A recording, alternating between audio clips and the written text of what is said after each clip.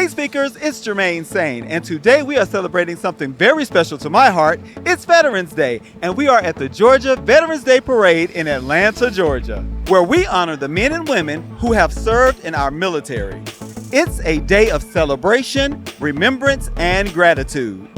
Veterans Day is all about honoring those who have served in every branch of the military, those who have sacrificed so much for our freedoms. It's not just a day off work, it's a day to remember the heroes who've given so much.